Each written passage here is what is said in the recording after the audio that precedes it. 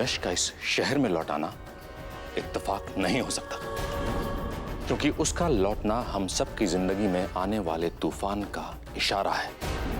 वो दान पेटी की चाबी चाहिए थी, बड़े साहब ने इसे खाली करने को कहा।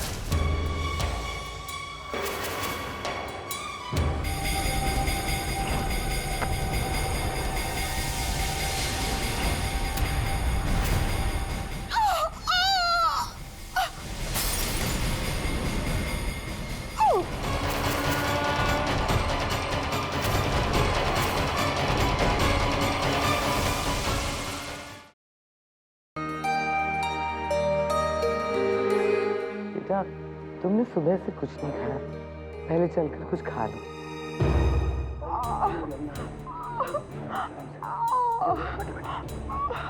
अरे क्या हुआ? कुछ नहीं छोटी माँ, बस जरा सा हाथ कट गया। छोटी मालकिन, ये सब हमारी वजह से हुआ है। वो हम दान पेटी खाली करने के लिए जा रहे थे, पता नहीं कैसे अचानक बड़ी भाभी से टक्कर लग गई और इन्हें चोट लग गई। हमें माफ कर दीजिए छोटी मालकिन। कोई बात नहीं सोना, गलती इंसान से ही होती है। क्यों संयुक्ता? सोना जी। तुम यहाँ खड़े हो, कहीं ऐसा ना हो कि वहाँ दान पेटी कोई खाली करते? नहीं छोटी मालकिन, ऐसा नहीं हो सकता, क्योंकि पेटी तो बंद है और उस पे ताला लगा हुआ है। और चाबी? वो चाबी कहाँ है? जी वो चाबी वहीं कहीं गिरी है। जी मैं अभी जाके ढूंढता हूँ।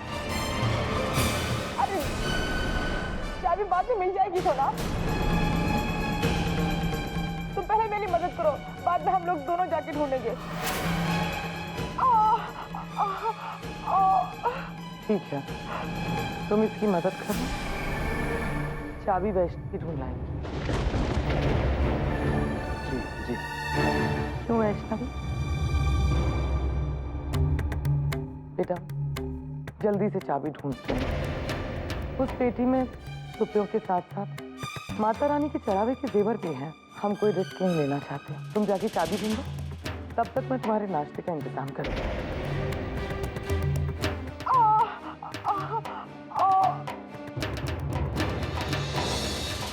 हे भगवान, अब क्या होगा? वहाँ तो गौतम उस दान पेटी को खाली करे है। अगर इस लड़की ने देख लिया तो बहुत बड़ी प्रॉब्लम हो जाएगी।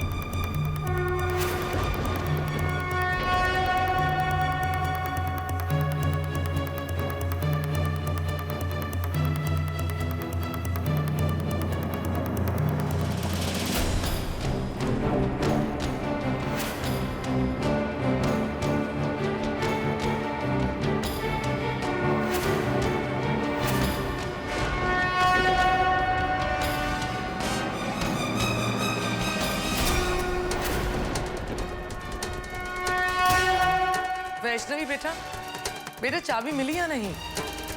नहीं, कब से ढूंढ रही हूँ पर चाबी मिल ही नहीं रही है। हे भगवान। सोना, जी तुम जल्दी से बेसमेंट में जाओ और जाके देखो दान पेटी ठीक ठाक है या नहीं। जी मैं भी देखता हूँ।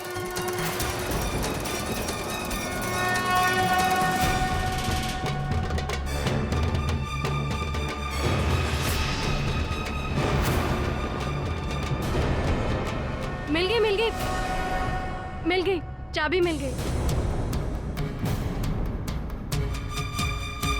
मिल गई। चलो अच्छा हुआ चाबी मिल गई। ये लीजिए, चाबी यहीं पड़ी थी पर पता नहीं क्यों मुझे नजर ही नहीं आई। आप भी ना छोटी माँ समझती नहीं है। अरे छोटे घर से आई है ना बेचारी, बड़े घर के चकाचौंध से नजरें कमजोर हो गई हैं। कोई बात नहीं, आदत पड़ जाएगी। सोना, बेसमेंट में जाने की जरूरत नहीं है, चाबी मिल गई है। जी सोना ये लो चाबी, अब संभाल के रखना इसे। जी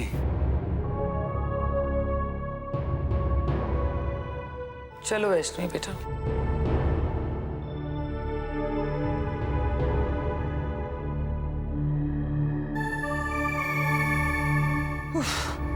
चलो ये मुसीबत तो टली, लेकिन गौतम कहाँ है? उन्होंने अब तक अपने काम को अंजाम दिया या नहीं?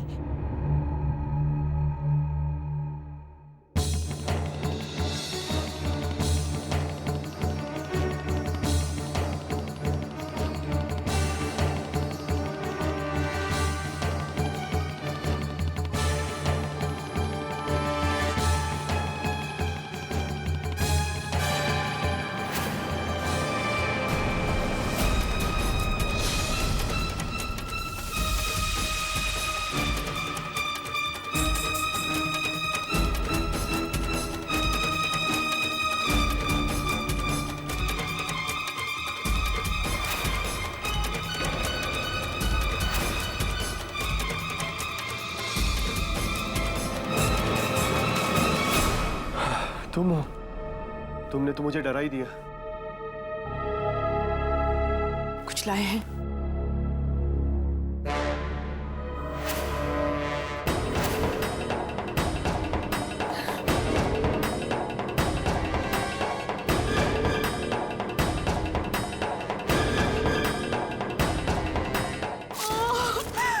मैं आज बहुत खुश हूँ। ओ गौतम, आपने वो कर दिखाया जो मैंने कहा था। अब हमारा रास्ता एकदम साफ है और अब हमें यहाँ से जाने से कोई नहीं रोक सकता। लेकिन संयुक्ता, मुझे बहुत डर लग रहा है। अगर किसी को भी पता चला ना कि दान पेटी में से सामान गायब है, तो सबसे पहला शक हम दोनों पर होगा, क्योंकि हम सबसे अपना हिस्सा मांग रहे हैं। इस बार आपने एकदम सही सोचा गौतम, लोग हम ही पर शक करेंगे। क्या मतलब? मतलब ये कि मैं चाहती हूँ कि हम पर शक किया जाए, और खासतौर से छोटी माँ हम पर उंगली उठाए। फिर उसके बाद मैं अपना अगला कदम उठाऊंगी। मैं कुछ समझा नहीं संयुक्ता। आपने जो मेरे लिए किया है ना, उतना ही बहुत है। अब अपने दिमाग पर ज्यादा जोर मत दीजिए, आगे का मैं संभाल लूंगी। बस आप एक छोटा सा काम और कर दीजिए। माता रानी की इस अमानत को एक सूटकेस में बंद करके ऐसी जगह छुपा दीजिए जहां खुद माता रानी भी इसे ढूंढ ना पाए। और ये हार बस मेरे पास छोड़ दीजिए, बाकी सब मैं संभाल लूंगी।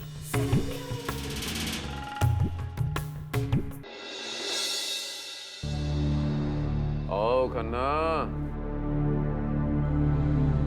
क्या बात है, बड़े परेशान लग रहे हो? नींबू पानी पियोगे? नहीं सर, नींबू पानी पीने से मेरी तकलीफ कम नहीं होगी। भद्रवा में कंस्ट्रक्शन का काम रुक जाने से हमें लाखों का नुकसान हो रहा है। अगर आप भद्रवा जाकर पंडित जी से बात करें तो हो सकता है हमारी मुश्किलें आसान हो जाए। ओ खन्ना साहब, जंग जीतने के लिए ताकत के साथ साथ धैर्य और सही रणनीति की आवश्यकता होती है। बात समझ में आई? उड़ान भरता है भरे, हम पर कतर देंगे, गिरेगा उसके बाद कभी उड़ान भर ही नहीं पाएगा। राजा जब जंग जीतने जाता है तो उसकी लड़ाई उसके सेनापति, सिपह सालार और सिपाही लड़ते हैं, लेकिन ख्याति किसे मिलती है? राजे को। एक मारूंगा और उसका घमंड और उसका अस्तित्व चकनाचूर करके रख दूंगा।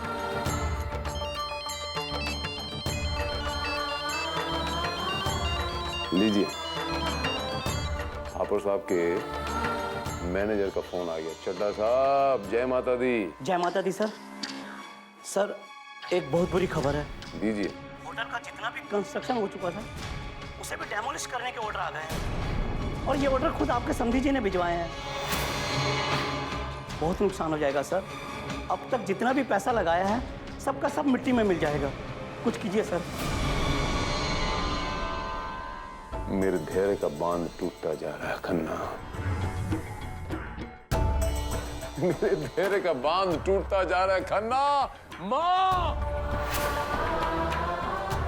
माँ, माँ, मैं बहुत क्रोधित हो गया हूं। माँ, मैं बहुत क्रोधित हो गया हूं। तुम बाद में कहना नहीं, मेरे बेटे शील कुमार, ये तूने क्या कर दिया? वैष्णवी, डैड क्या हुआ? वैष्णवी कहाँ है? क्या हुआ है डैड? वैष्णवी कहाँ है? डैड, आखिर हुआ क्या है? कुछ तो बताइए। जी पापा जी।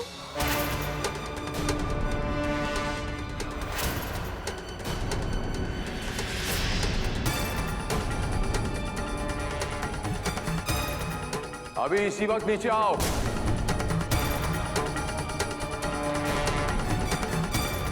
और अपना बोरिया बिस्तर लेकर आओ।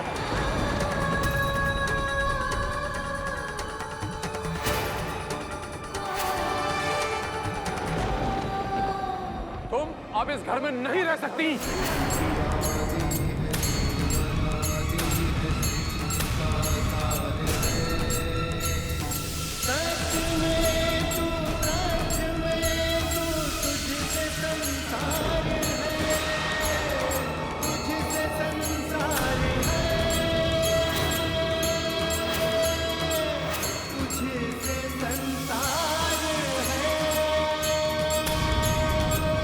आप ये क्या कह रहे हैं पापा जी? Dad please. वैष्णवी मेरी पत्नी है और मुझे ये बात जानने का पूरा हक है कि आप उसे किस बात की सजा दे रहे हैं। मैं उसे इस बात की सजा दे रहा हूं कि उस कपटी विद्यासागर की बेटी है।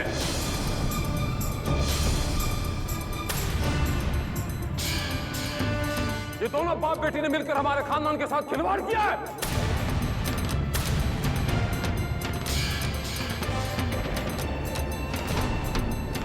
अपनी बेटी को यहाँ पर छोड़ के हमारे खानदान को बसाने के लिए नहीं, बल्कि खानदान को बर्बाद करने के लिए। नहीं पापा जी। और मैं ये हरगिज़ बर्दाश्त नहीं करूंगा। मैं इसे आज इस घर से निकाल दूंगा, और किसी को भी अगर इसके साथ सहानुभूति है तो इसके साथ जा सकता है चौक से।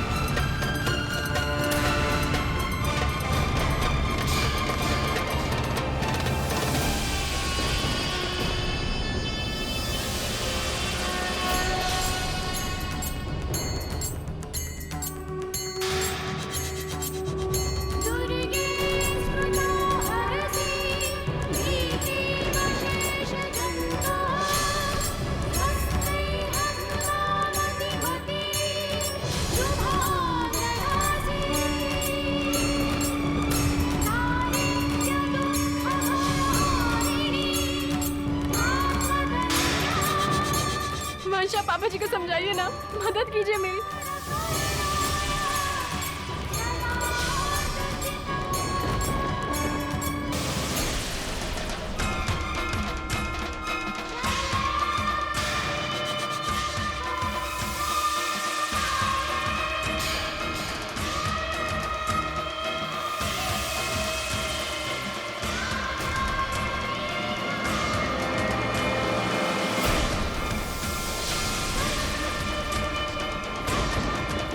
और जाकर कह दो अपने घमंडी पिताजी से और मगरूर बाप से कि शील कुमार से मुखालिफत करने का नतीजा क्या होता है।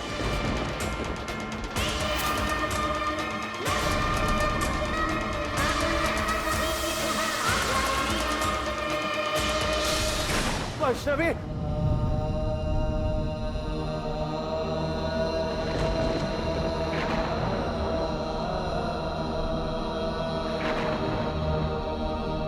माँ, हाँ ये कैसा सपना था।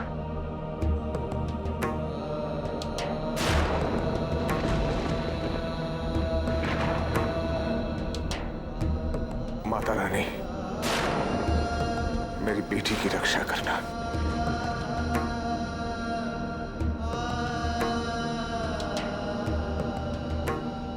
मुझे वैष्णवी को जल्द से जल्द अपने इस निर्णय से अवगत कराना होगा, लेकिन कैसे? शिव जी ना माने तो नहीं। चाहे आज कुछ भी हो जाए, मैं अपनी बेटी से बात करके ही रहूंगा। मिसेस सांघवी, वैष्णवी आपके घर वक्त पे पहुंच जाएगी। वैष्णवी कहाँ है?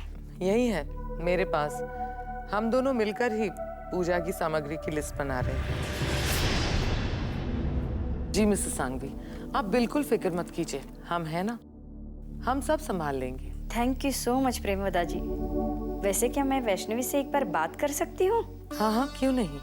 एक मिनट, मिसेस सांघवी तुमसे बात करना चाहती। जी जरूर। हेलो। थैंक यू वैष्णवी बेटा, तुम नहीं जानती तुमने मेरी विनती मानकर मुझ पर कितना बड़ा एहसान किया है। थैंक्स की क्या जरूरत है, मैं कुछ नहीं कर रही हूँ। ये सब कराने वाली तो माता रानी है, मैं तो बस उनके आदेश का पालन कर रही हूँ। जीते रहो बेटा, माता रानी तुम्हें हमेशा खुश रखे। जय माता दी। जय माता दी।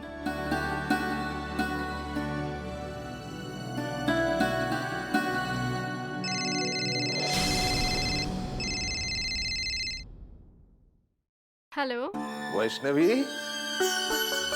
बाबूजी। अरे बच्चा, तेरी आवाज सुनने के लिए मैं तरस गया हूँ।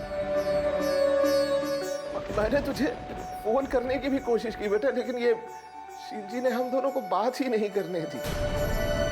चल छोड़, अब मैं जो कह रहा हूँ उसे ध्यान से सुन। अब तुझे उस घर में बड़ी ही सावधानी से और संभल कर रहना होगा। आगे तेरे जीवन में बहुत सी कठिनाइयां आ सकती है बेटा, लेकिन घबराना नहीं। हाँ, घबराना नहीं बच्चे, माता रानी पर भरोसा रखना, वो हमेशा तेरे साथ है। अच्छा, एक और बात सुन। ये जो तेरे ससुर है ना शील जी, ये अच्छे इंसान नहीं है, बहुत ही कपटी है। वो अपने स्वार्थ के लिए किसी भी हद तक जा सकते हैं। हमारे साथ विश्वासघात किया है उन्होंने बेटा।